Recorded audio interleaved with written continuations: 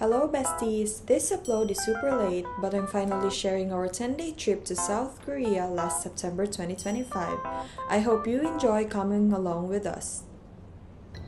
For day 1, we flew in from Cebu while the other couple traveled all the way from London.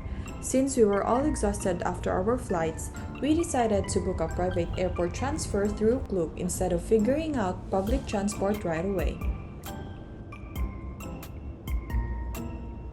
We actually fell asleep in the van, and before we knew it, the driver woke us up and told us we had arrived. We got off with all our luggages, but after checking the map, we realized we'd been dropped off quite far from the location we had been. We were all a bit confused, but there wasn't much we could do, so we decided to commute instead. And thankfully, getting around Seoul was much easier than we expected. The public transportation system was very easy to navigate and everything felt pretty familiar. We also bought our T-Money cards, which made traveling around so much more convenient, and the machines accept both cash and international cards.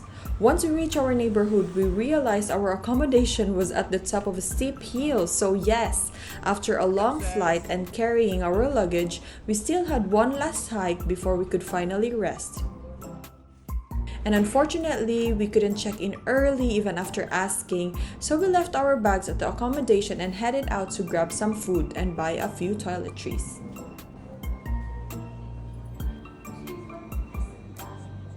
We have finally arrived in Myeongdong, and our first meal in Korea was at Myeongdong Gyoja, a Michelin-recognized restaurant that's famous for its handmade noodles and dumplings.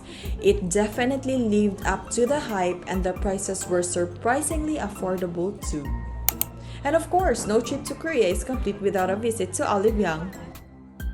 After such a long day of traveling, all we wanted was to rest and recharge for the adventures waiting for us the following day. So here's a quick room tour before we end this vlog. Thank you so much for watching, and I'll see you in the next vlog. Bye besties!